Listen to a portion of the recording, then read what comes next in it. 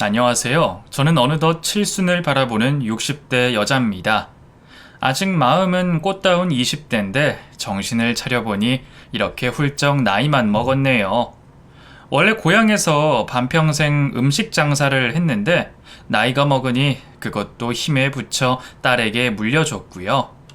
지금은 친구들하고 이런저런 소일거리를 하면서 시간을 보내고 있습니다. 이 유튜브도 친구가 재밌다면서 제게 알려준 건데요. 늦게 배운 도둑질이 무섭다고 요즘 매일 여기 올라오는 사연들을 들으며 세상 공부를 하는 중이에요. 참 기막힌 사연이 어찌나 많은지. 아니, 이 사람은 어떻게 이렇게 우여곡절 많은 삶을 살아왔지? 하고 놀랍다가도 제 삶을 돌아보며 그래, 나도 만만치 않지 하고 혼자 고개를 끄덕이곤 합니다. 사실 저도 남편 잃고 홀몸으로 두 아이를 키우며 누구 못지않은 경량의 세월을 헤쳐나왔거든요. 무엇보다 저를 힘들게 했던 건 제 아들놈이었어요. 여기 계신 분들은 대부분 시어머니나 남편 때문에 고초를 겪던데 전 다른 사람도 아닌 제 배 아파 낳은 자식 때문에 힘들었던 거라 어디에 말도 못했죠. 얘기해봤자 제 얼굴에 침 뱉기니까요. 아들 때문에 너무 힘들어서 한때는 극단적인 선택을 고민하기도 했습니다만 결국 마음을 고쳐먹고 이렇게 꿋꿋하게 살아가고 있습니다. 그동안 가슴에 묻어두기만 했던 이 이야기를 익명의 힘을 빌어서 여러분들께 한번 털어놔 보려고 합니다. 앞서 말씀드린 것처럼 저는 젊은 나이에 남편을 먼저 보냈어요. 납공장에서 일하던 남편이 주물사고로 허망하게 가버리고 어떻게 살아야 할지 정말 막막하더라고요. 그대로 저도 남편을 따라 죽고 싶은 마음뿐이었습니다만 저만 보는 생떼 같은 아이들 때문에 그럴 수가 없었어요. 당시 딸은 7살이고 아들은 고작 5살. 제가 이대로 무너지면 저희 아이들도 끝장이었죠. 결국 전 독하게 마음을 다잡고 생계전선에 뛰어들었습니다. 배움도 짧고 기술도 없는 제가 할 수 있는 일은 별로 없었어요. 파출부, 건물 청소, 식당 설거지 같은 일을 전전하며 하루 벌어 하루 먹고 살기 바빴죠. 집에 돌아오면 또 하루 종일 저만 기다리던 아이들을 먹이고 씻기고 재우고 정말 고단한 나날이었습니다. 아이들이 학교에 들어간 뒤로는 그나마 사정이 좀 나아졌어요. 본격적인 제 장사를 할 수 있었죠. 말이 장사지 번듯한 가게가 있는 건 아니었어요. 그냥 시장 한켠에 천막을 쳐두고 오가는 사람들 상대로 떡볶이와 국수, 김밥 같은 걸 파는 거였죠. 그래도 남의 밑에서 일하는 것보다 벌이는 더 쏠쏠했어요. 또 제가 전라도 출신인 어머니 덕분인지 손맛 하나는 자신 있었거든요. 동네 분식 맛집으로 아름아름 입소문이 나면서 한 번은 지역 방송까지 탔죠. 방송이란 게 참 무섭더라고요. 그날 이후로 전국 각지에서 사람들이 몰려들었어요. 제가 만든 국수를 먹겠다고요. 밥 한 술 못 뜨고 잠도 제대로 못 자면서 일해야 했지만 행복했어요. 그만큼 돈이 잘 벌렸거든요. 고작 국수 팔아 번 돈이니 지금 생각해보면 그렇게 큰 돈도 아니지만 당시 하루 벌어 하루 먹고 살던 제겐 너무나도 크게 느껴졌어요. 그렇게 한 10년을 앞만 보며 달렸던 것 같아요. 그러던 중에 때마침 시장 주변이 재개발된다고 해서 있는 돈 없는 돈 다 끌어모아 땅과 건물을 샀죠. 번듯한 제 가게를 갖는 게 꿈이었으니까요. 다행히 운 좋게 주변에 대규모 아파트 단지가 들어서면서 땅과 건물 값이 천정부지로 치솟았어요. 그걸 또 팔아서 빚을 내고 인근의 상가 건물을 몇 채 더 샀죠. 지금 생각해보면 그때가 제 인생의 황금기였던 것 같아요. 열심히 일했고 일하는 대로 돈이 모였고 함께 일하는 사람들도 다 귀인들이었죠. 하지만 어디 세상 만사가 제 뜻대로만 풀리던가요. 먹고 사는 일이 어느 정도 해결되고 나니 이젠 자식이 문제였습니다. 딸아이는 그래도 어릴 때부터 저 대신 엄마 노릇을 하느라 그런지 철이 일찍 들었는데 아들이 문제였어요. 학교 다닐 때도 허구한 날 수업 시간에 자고 친구들을 때리고 그래서 선생님들한테 사과하는 게 일이었는데 좀 더 나이가 들면 철이 들겠지 했는데 그건 제 욕심이더라고요. 저한테는 상의도 없이 고등학교를 자퇴하더니만 갑자기 저를 따라 음식 장사를 하겠다더군요. 정말 속이 뒤집어졌습니다. 내가 너 고작 국수 장사나 하라고 이날 이때까지 키운 줄 알아? 너 엄마 일하는 거 다 봤잖아. 음식 장사가 얼마나 힘들고 고된 일인데 이걸 하겠다고 해. 공부 열심히 해서 넌 추울 때 따뜻한 데서 일하고 더울 땐 시원한 데서 일해야지. 아, 싫다니까. 엄마 죽고 나면 당장 이 가게 어떡할 건데? 아, 이렇게 장사가 잘 되는데 그냥 문 닫을 거야? 황금 낳는 거위 그냥 배 갈라버리는 거랑 뭐가 달라. 나 잘할 수 있어. 엄마, 한 번만 믿어주라, 응? 아들이 그렇게까지 말하니 저도 어쩔 수가 없었어요. 차라리 공부에 소질이 없다면 일찌감치 제 일을 배워 가게를 잇게 하는 것도 나쁘지 않겠다는 생각이 들었죠. 아휴, 그래 알겠어. 대신 정말 힘들 테니까 마음 단단히 먹어야 해. 안 봐줄 거야. 이제부턴 엄마 아들이 아니라 후계자로서 엄하게 대할 거니까. 응, 알겠어. 걱정하지 마, 엄마. 아들은 자기만 믿으라면서 큰 소리 땅땅 쳤어요. 그리고 처음 몇 달은 누구보다 일찍 가게로 나와서 열심히 일을 배우더군요. 하지만 사람은 쉽게 바뀌지 않잖아요. 아들은 얼마 못 가 서서히 본색을 드러내기 시작했습니다. 너 오늘 새벽에 장봐 온 거 맞아? 갔다 왔다니까? 근데 물건 상태가 다 왜 이래? 엄마가 늘 거래하던 가게에서 산 거 맞아? 내가 좀 늦게 갔더니 멸치가 다 떨어졌다 하더라고. 그래서 그냥 그 옆 가게에서 샀어. 식재료는 무조건 엄마가 거래하는 데서만 사라고 했잖아. 엄마가 몇십 년을 팔품 팔아서 뚫어놓은 믿을만한 가게들이라고. 그깟 멸치 가지고 왜 그래? 생으로 나가는 것도 아니고 국물만 내는 건데. 어차피 사람들은 몰라. 뭘 해도 완벽하게 하려는 저와 대충 흉내만 내려는 아들. 저희 둘은 정말 맞지 않았어요. 아들은 저와 계속 부딪히는 게 힘들었는지 결국 언젠가부터 가게로 나오지 않기 시작했습니다.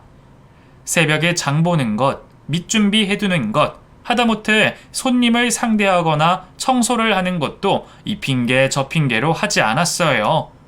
당시 출근 안 하고 뭐 하냐고 화를 내면 그제야 민기적거리면서 나오곤 했죠. 그마저도 계산대 앞에서 멍하니 앉아 있다가 친구들이 부르면 얼른 나가버리기 바빴고요. 한번 나가면 아무리 전화를 해도 받지 않았습니다. 그러다 새벽에 일어나 보면 현관에서 술에 골아 뻗어있기 일쑤였죠. 손버릇은 또 어찌나 나쁜지 제가 용돈을 끊어버리자 가게 계산대에서 몰래 돈을 빼가곤 했습니다.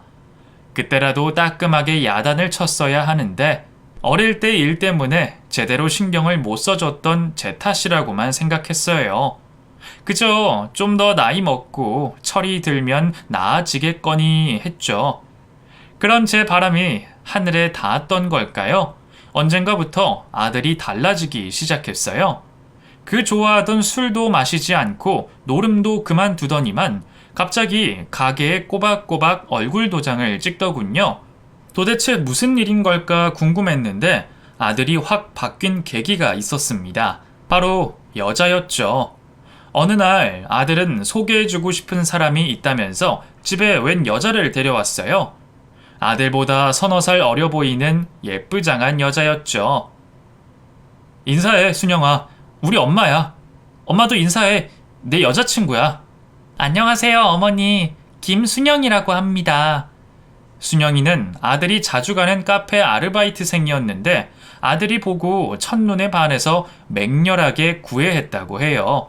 여자애가 딱 봐도 수줍음이 많고 참해 보이는 것이 마음에 들었죠. 하지만 여자가 돌아간 뒤 아들이 한 말이 제 마음을 바꿔놓았어요. 엄마, 아까는 미처 말 못했는데 순영이 천의 고아야.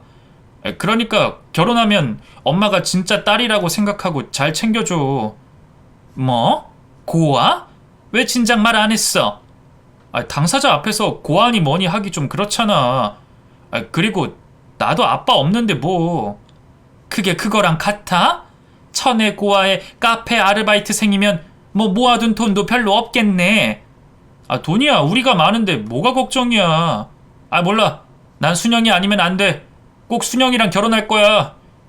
참 철이 없어도 이렇게 철이 없을까 싶었죠. 하지만 자식 이기는 부모가 어딨겠어요. 저는 결국 아들의 고집에 이번에도 넘어가 줬어요.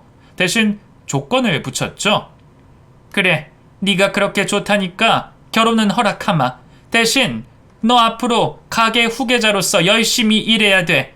예전처럼 새벽에 나와서 같이 장도 보고 레시피도 완벽하게 익히고.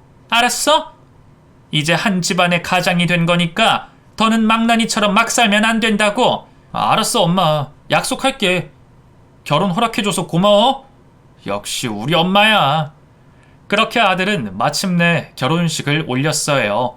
그래도 부부끼리 둘이 사는 게 편하겠다 싶어 근처에 아파트를 하나 얻어줬죠. 그런데도 며느리는 하루가 멀다 하고 가게와 집으로 찾아왔어요. 왜 그리 자주 오냐고 타박해도 생글생글 웃으면서 저는 부모님 없이 컸잖아요. 그래서 이렇게 어머니가 생겨서 너무 좋아요. 했죠. 그냥 잘 보이려고 하는 말이라고 생각했는데 며느리는 나름 진심이었던 모양이에요. 저 혼자 가게 일하랴 살림하랴 고생한다면서 늘 나와서 저를 도왔죠. 정작 아들 놈은 또다시 노름에 빠져 코빼기도 안 보였는데 말이에요. 어머니, 이거 이렇게 삶는 거 맞아요? 어머니 하는 거 보면서 얼추 따라해보긴 했는데. 아유, 네가 뭘 이런 것까지 해. 그냥 놔둬. 왜요? 오늘 일하는 아주머니도 안 나오셔서 바쁘잖아요. 제가 주방에서 계속 면 삶을 테니까 걱정하지 마세요. 아우, 힘들어서 못한다니까. 괜찮아요. 저 힘세요. 대신 오늘 장사 끝나면 맛있는 거 사주세요. 며느리는 참 애교가 많고 곰살 맞았어요. 제 생일은 새벽부터 일어나 생일상을 차려주기도 하고 백화점에서 저한테 잘 어울릴 것 같은 옷을 봤다면서 덥석 선물로 안겨주기도 했죠. 아들보다 더 저를 생각해주는 싹싹하고 착한 며느리에게 어떻게 정을 주지 않을 수 있었겠어요. 하지만 제가 며느리를 정말 제 친딸처럼 아끼게 된 계기는 따로 있었어요. 바로 제가 아플 때였죠. 언젠가부터 자꾸만 몸이 붓고 물만 마셔도 토악질이 나더라고요. 그냥 체한 거겠거니 했는데 아무래도 영 찜찜했죠. 불안한 마음을 안고 병원에 가니 신부전증이라고 하더군요. 콩팥이 이미 너무 많이 망가져서 투석만으로는 힘들다고 수술을 해야 할 것 같다고요. 하늘이 무너지는 기분이었습니다.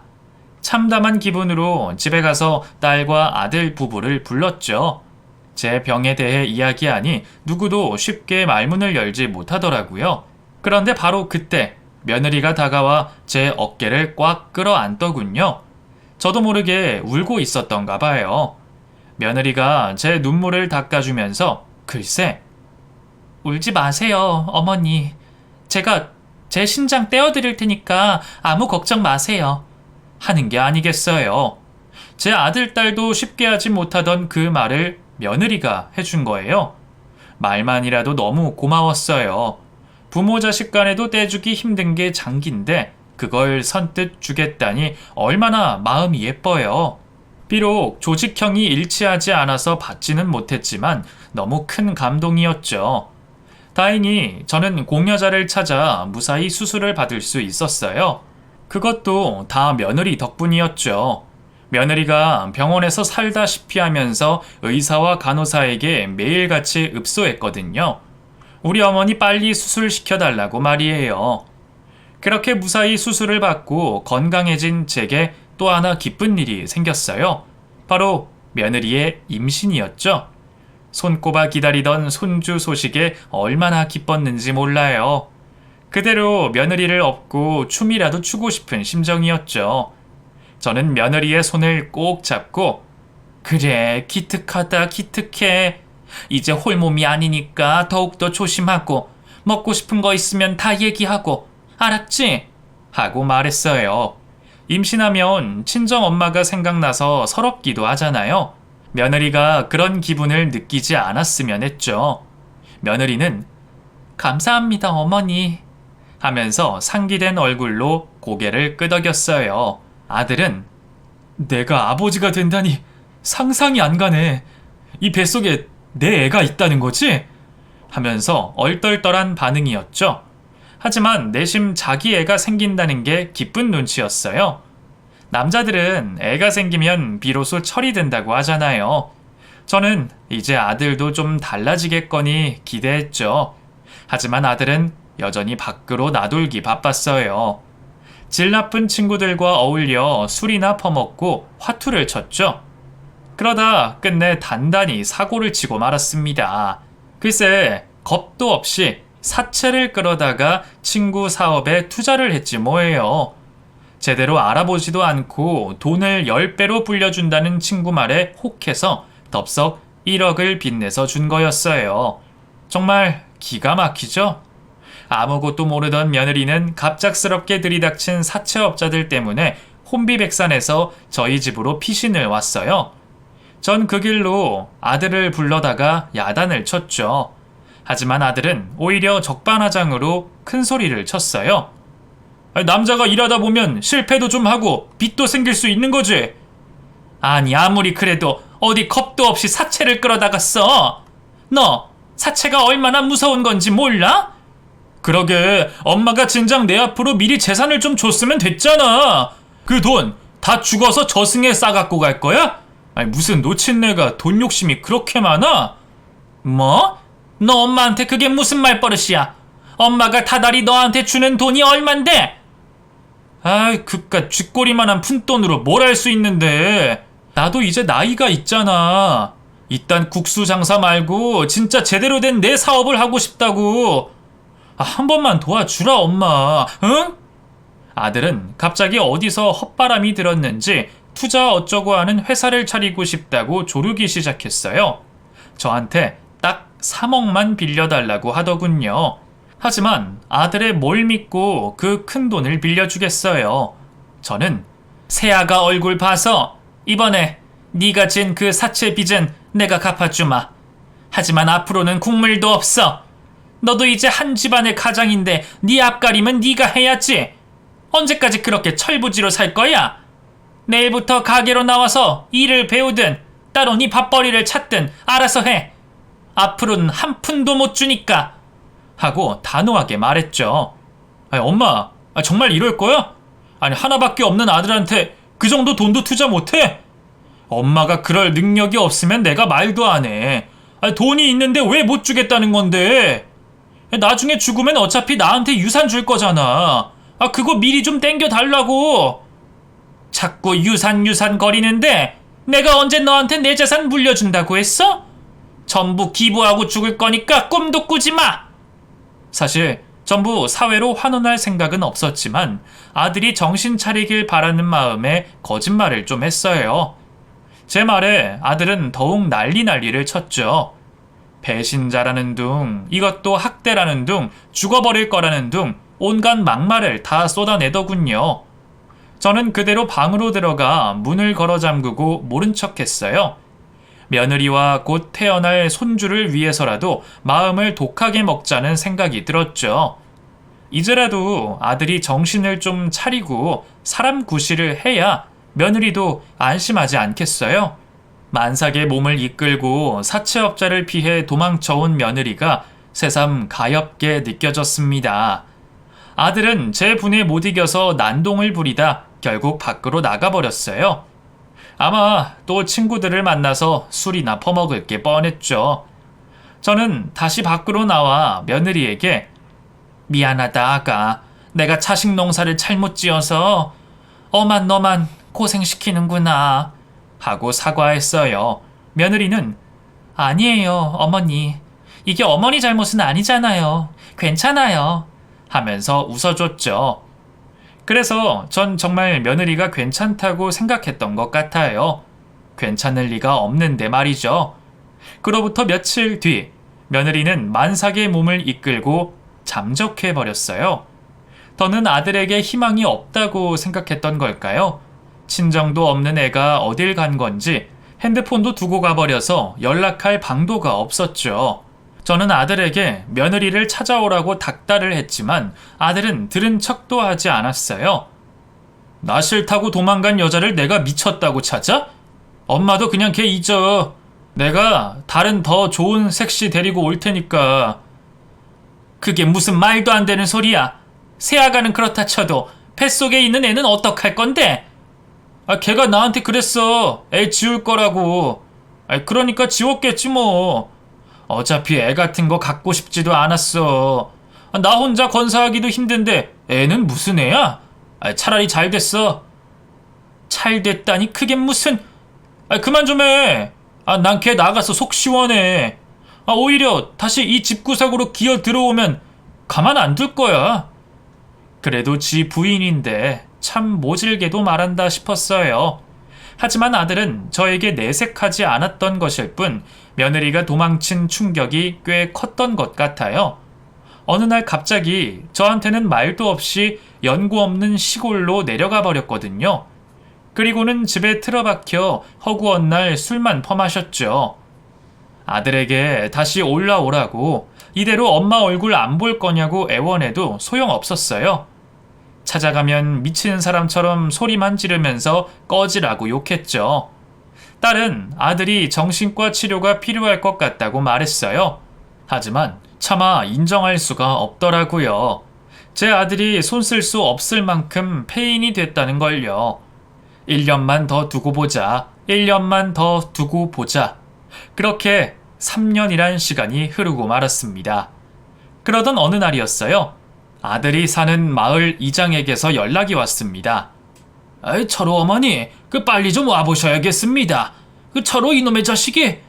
뭔가 불길한 예감이 가슴을 스치고 지나갔어요. 가게 일도 내버려두고 그 길로 달려갔을 때 절 맞이한 건 싸늘한 아들의 주검이었죠. 급성 알코올 중독이었어요. 한평생 제 속을 썩혔어도 내 배 아파 낳은 내 자식인데 먼저 하늘로 보낸 어미의 마음이 어땠겠어요. 사는 게 아니었죠. 사실 그 후 몇 년간 어떻게 살았는지 기억이 흐릿해요. 아마 너무 큰 충격을 받아서 그런 게 아닌가 싶어요. 그나마 옆에서 저를 챙겨주는 딸이 없었다면 어떻게 됐을지 모르겠습니다. 저도 남편과 아들 뒤를 쫓아 가버렸을지도요. 그 뒤로 더욱 악착같이 가게 일에 매달렸던 것 같아요. 다행히 가게만큼은 제 노력을 배신하지 않더라고요. 그쯤엔 자꾸 찾아오는 사람들의 성화에 못 이겨 분점을 몇 개 냈죠. 그전엔 사업엔 관심 없다고 다 쳐냈었는데 뭐라도 일을 벌려야 살겠더라고요. 다행히 가게 확장은 크게 성공했어요. 통장으로 꽂히는 돈의 단위가 달라지더군요. 어느 순간부터 사람들이 저를 대표님이라고 부르고 은행에 가면 VIP룸에서 따로 귀한 대접을 받게 됐습니다. 딸은 엄마, 이제 굳이 가게 나오지 마. 힘든 일은 다 사람들한테 시키고 이제 좀 인생을 즐기라고. 정 불안하면 나한테 맡기든가 하면서 제가 좀 쉬기를 바랐어요.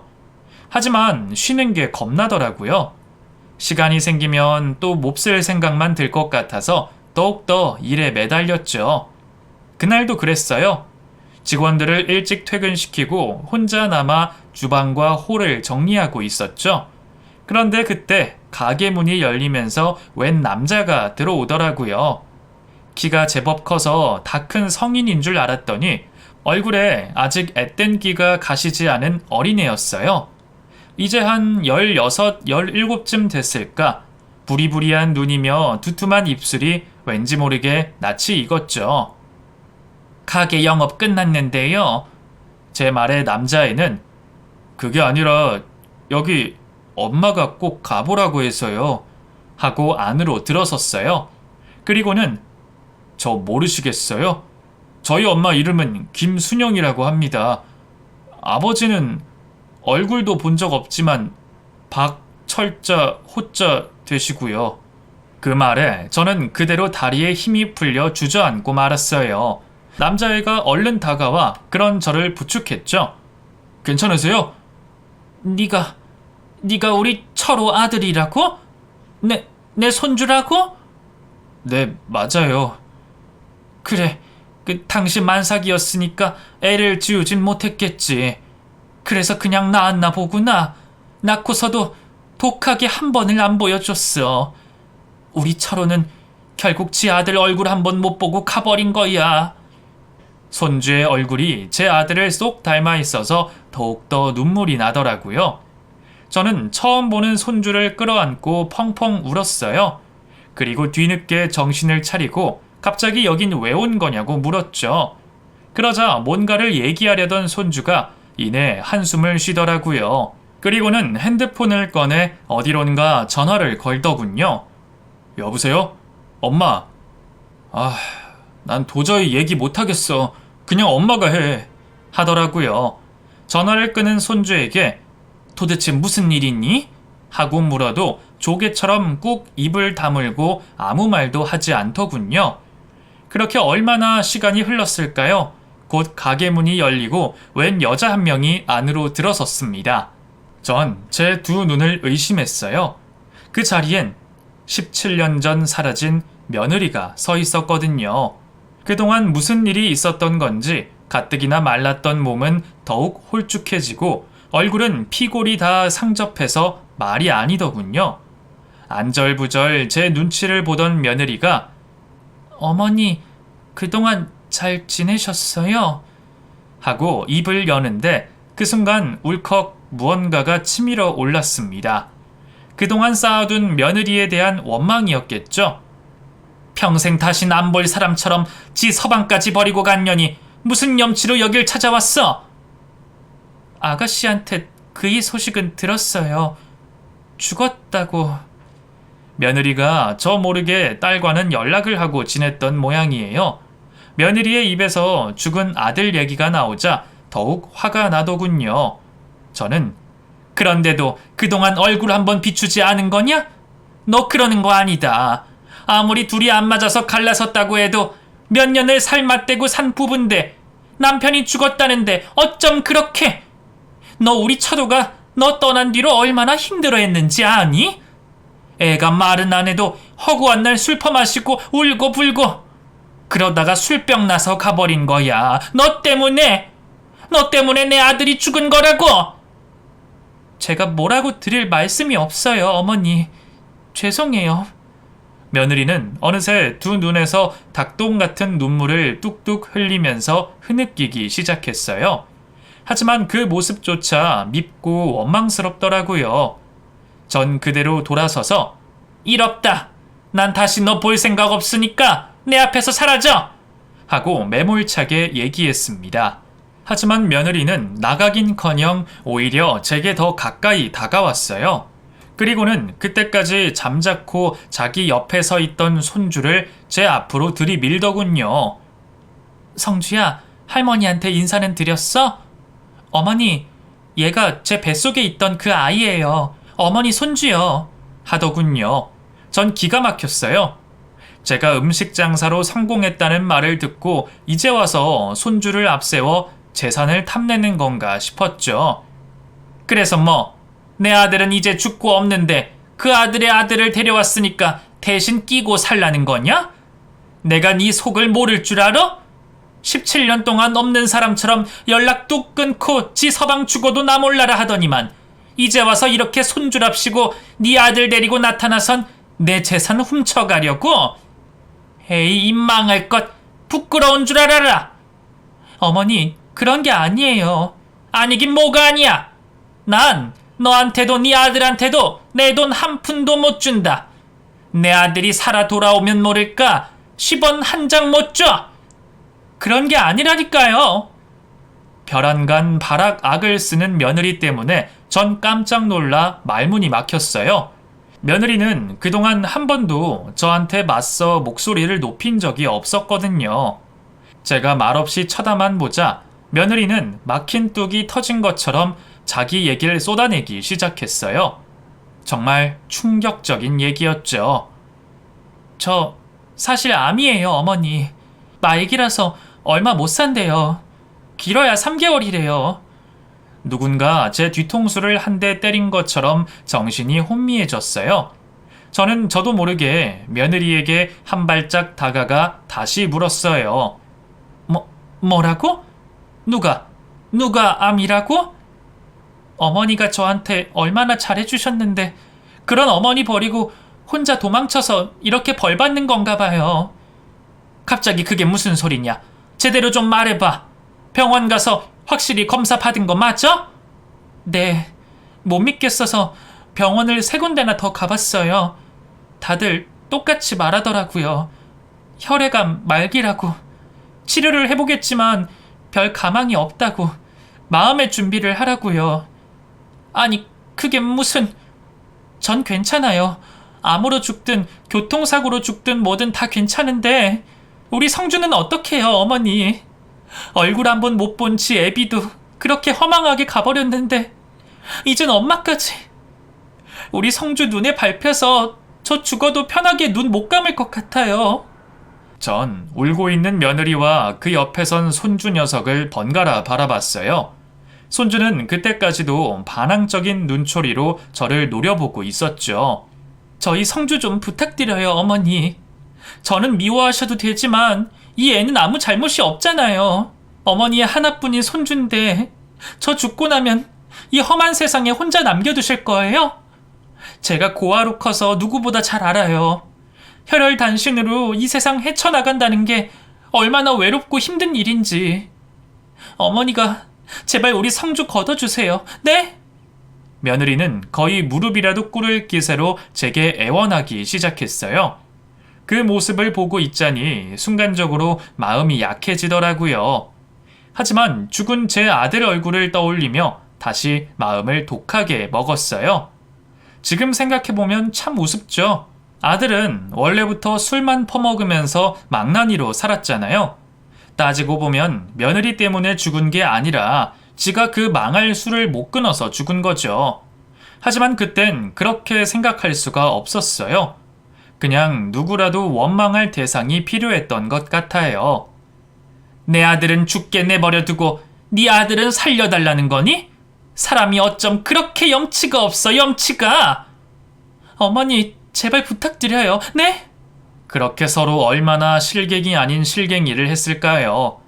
됐어. 엄마, 그냥 가자. 잠자코 서 있던 손주 녀석이 더는 못 견디겠는지 지 엄마를 끌고 밖으로 나가려고 하더군요. 성주야, 잠깐만 기다려. 아직 엄마랑 할머니 얘기 안 끝났어. 할머니는 무슨 할머니? 난 아빠도 없고 할머니도 없이 컸어. 그리고 앞으로도 혼자 잘 클 수 있다고. 엄마만 있으면 된단 말이야. 앞으로 엄마가 없을 수도 있잖아. 아직 치료해보지도 않고 왜 벌써부터 약한 소리를 해? 그리고 엄마가 뭘 잘못했다고 저런 못된 할망구한테 죄인처럼 빌어야 해? 잘못한 건 다 저 할망구 아들인데. 성주야, 조용히 못해? 그렇잖아. 고모한테 다 들었어. 엄마가 애초에 도망친 것도 아빠라고 부르기도 싫은 그 인간 때문이잖아. 근데 그 인간 죽은 게 왜 엄마 탓이야? 저 할망구나 그 인간이나 다 똑같아. 상종할 가치도 없는 인간들이니까 그냥 가자. 갑작스러운 손주의 막말에 화가 나더군요. 저는 어린 것이 어디 버르장머리 없게 어른들이 말하는데 끼어들어. 네 엄마한테 가정교육도 제대로 못 받은 거니? 하고 화를 냈어요. 그러자 손주가 저를 똑바로 노려보면서 아무것도 모르면서 말 함부로 하지 마세요. 자기 아들한테 죽을 뻔한 걸 우리 엄마가 살려준 것도 모르고 하더군요. 갑작스러운 말에 전 어안이 벙벙했어요. 뒤에 선 며느리는 사색이 돼서 성주 너 조용히 못해? 하면서 손주의 말을 가로막으려 하더군요. 하지만 손주는 그런 며느리를 뒤로 물리고 제 앞에 섰어요. 그리고는 다다다다다 말을 쏟아내기 시작했습니다. 그 안에 담긴 충격적인 진실에 전 정신을 차릴 수가 없었죠. 우리 엄마가 애초에 왜 도망쳤는 줄 알아요? 아빠라는 말도 아까운 그 인간이 당신 죽이고 우리 엄마도 죽이려고 해서 그런 거잖아. 뭐? 내 아들이 나를 죽이려고 했다고? 그게 무슨 말이냐? 말 그대로예요. 할망구 음식 장사로 성공해서 돈 좀 제법 있다며? 근데 당신 아들한테 일 열심히 안 하면 그 돈 한 푼도 못 주겠다고 했다며. 그 말 듣고 당신 아들이 우리 엄마한테 뭐라고 했는 줄 알아요? 쥐약 좀 구해오라고 했어. 실수인 척 당신 먹여서 죽이자고. 그리고 당신 재산이랑 사망보험금 받아서 도망치자고. 우리 엄마가 미쳤냐고 싫다고 하니까 그럼 너도 죽으라고 패서 도망친 거잖아요. 뱃속에 있던 나 지키려고. 그게 대체 무슨... 우리 엄마는 그런 와중에도 혼자 도망쳤다는 죄책감 때문에 괴로워했어요. 사실대로 말하면 당신 충격받을까봐 말도 못하고, 혹시라도 아빠가 당신 진짜로 해코지할까봐 고모한테만 말해서 당신 지켜달라고 했다고요. 무슨 말도 안 되는 소리야? 못 믿겠으면 고모한테 전화해서 물어봐요. 고모가 우리 엄마랑 당신 아들이 통화했던 녹취 파일도 아직 갖고 있다고 했으니까. 제가 붙잡는 것도 무시하고 손주는 그대로 며느리를 데리고 사라져버렸어요. 혼자 남겨진 저는 한참이나 넋이 빠져 있었죠. 너무 황망하고 참담한 심정이었습니다. 엄마, 괜찮아? 잠시 후 딸이 저를 찾아 가게로 왔어요. 아마 며느리가 따로 연락을 한 것 같았어요. 전 그런 딸을 붙잡고 며느리와 손주 말이 다 사실이냐고 물었죠. 마음 한켠으론 제발 아니길 빌었던 것 같아요. 우리 아들이 아무리 개망나니 같은 놈이었기로서니 설마 지 어미를 죽이려 했을까. 하지만 딸은 모든 게 사실이라면서 고개를 끄덕였습니다. 다 사실이야. 내가 왜 갑자기 엄마한테 같이 살자고 했겠어. 혹시라도 서로 그놈이 빡돌아서 진짜 엄마 재산 노리고 몹쓸 짓 할까봐. 경찰에 신고할까 생각도 했었는데 엄마 충격받을까봐 말 못했어. 미안해, 엄마. 전 다리에 힘이 풀려 그대로 주저앉고 말았어요. 내 아들이 돈에 눈이 멀어 나를 죽이려고 했었다니 도저히 믿을 수가 없었죠. 하지만 딸이 들려준 며느리와 아들의 통화 녹음 파일엔 모든 진실이 고스란히 담겨 있었습니다. 아들은 계속해서 며느리에게 이대로는 한 푼도 못 물려받는다고 저를 죽이고 재산을 독차지하자고 설득하더군요. 며느리는 당신 미쳤냐면서 그러면 절대 가만 안 둘 거라고 말리고 말이죠. 생각해보니 며느리가 사라진 직후 한동안 아들의 행동이 좀 이상하긴 했습니다. 왜 갑자기 누나랑 둘이 사는 거냐면서 자기랑 둘이 살자고 얘기하기도 했고요. 한 번은 저한테 갑자기 식혜를 담아왔다면서 먹이려고 했는데 그때 딸이 엄마 요즘 당뇨 때문에 이런 거 먹으면 안 돼 하면서 빼앗았었죠. 그땐 못 모르고 딸한테 왜 아들이 준 걸 버리냐면서 화를 냈었는데 알고 보니 딸은 그 뒤로 따로 아들한테 가서 올케한테 얘기 다 들었어. 너 한 번만 더 이런 짓 하면 진짜 엄마한테 다 말하고 경찰에도 신고할 거야. 알았어? 내가 증거도 다 모아놨으니까 허튼 짓 할 생각하지 마. 하고 협박 아닌 협박을 했다고 하더라고요. 아들은 그 말에 덜컥 겁이 나서 모든 걸 포기하고 갑자기 시골로 내려가 은둔 생활을 시작했던 거고 말이죠. 너무 큰 충격에 전 꼬박 한 달을 앓았어요. 간신히 정신을 차리고 나니 며느리와 손주가 제일 먼저 생각나더군요. 전 바로 딸에게 연락해 며느리의 핸드폰 번호를 받았어요. 그리고 며느리한테 연락해서 집으로 와달라고 했죠. 며느리는 제 연락을 기다리고 있던 사람처럼 한달음에 달려왔어요. 그새 더 아팠는지 얼굴이 말이 아니었죠. 저를 보자마자 또 울기 시작하더군요. 어머니, 많이 아프셨다면서요? 죄송해요. 평생 비밀로 안고 가려고 했는데 정말 죄송해요. 그런 며느리를 보고 있자니 가슴이 너무 아렸어요. 바보같이 아무것도 모르고 지탄만 하던 시어머니한테 뭐가 죄송하다고. 오히려 사과는 자기가 받아야 하는데 착해 빠져서는. 생각해보면 제게 자식의 도리를 다했던 건 아들이 아니라 며느리였어요. 가게로 나와서 험한 일은 자기가 다 하려고 하고, 맛있는 게 있으면 꼭 저 먼저 먹이려고 하고, 비 오는 날 무릎이 쑤시다고 하면 지 손 아픈 줄도 모르고 열심히 다리를 주물러 주고, 아픈 저에게 콩팥까지 떼어주려고 했으니 말 다 했죠. 전 울고 있는 며느리에게 가만히 다가가 두 손을 꽉 잡아줬어요.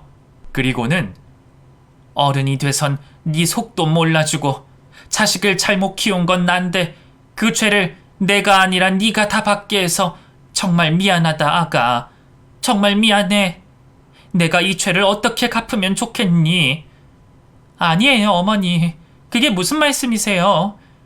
그동안 혼자 몸으로 애 낳고 키우느라 정말 고생이 많았다. 하늘도 무심하시지. 그런 너한테 또 암이라니. 정말 병원에선 가망이 없다 하던? 네, 일단 치료는 받아보려고 하는데 큰 기대는 안 하려고요. 난 너 이렇게 못 보낸다. 이렇게 너 보내고 나면 나 후회 때문에 아무것도 못해. 혹시라도 제가 잘못되면 저희 성주 좀 부탁드려요 어머니. 애가 좀 까칠하긴 해도 나쁜 애는 아니에요. 그럼 네 아들이면 내 손주인데 당연히 내가 챙겨야지. 그러니까 아무 걱정하지 말고 넌 치료에만 전념해. 당장 나랑 병원부터 가자. 전 그 길로 며느리를 데리고 서울에 있는 대학병원으로 갔어요. 거기서 암 치료에 있어선 제일 권위자라는 의사를 만나 며느리를 부탁했죠.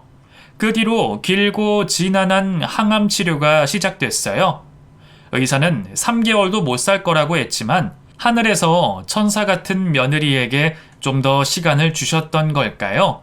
며느리는 그로부터 5년을 더 살다가 갔어요.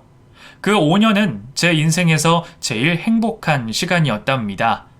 며느리와 함께 봄, 가을엔 소풍도 가고 젊은 애들만 간다는 카페에 가서 커피도 마셔보고 손주 고등학교 졸업식과 대학 입학식도 함께하고 한시도 떨어지지 않고 딱 붙어서 정말 모녀처럼 시간을 보냈죠.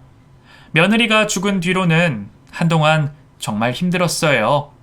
아들이 죽었을 때보다 더 큰 상실감에 몸살을 앓았죠. 그래도 지금 제 곁엔 든든한 딸과 손주 녀석이 있어서 행복합니다. 손주는 지 엄마를 닮아 머리가 참 좋아요. 지 엄마 아팠던 게 한이 됐는지 의사가 되겠다고 의대에 가더니만 지금은 병원에서 열심히 수련 중이죠. 저 보겠다고 가끔 바쁜 와중에도 짬을 내서 놀러 오곤 하는데 얼마나 예쁜지 모릅니다. 늙은이의 하나 남은 소원이 있다면 손주 녀석이 지 엄마처럼 예쁘고 참한 색시를 만나 장가가는 건데 손주가 도통 여자한텐 관심이 없어서 그 소원이 이뤄질지는 모르겠네요.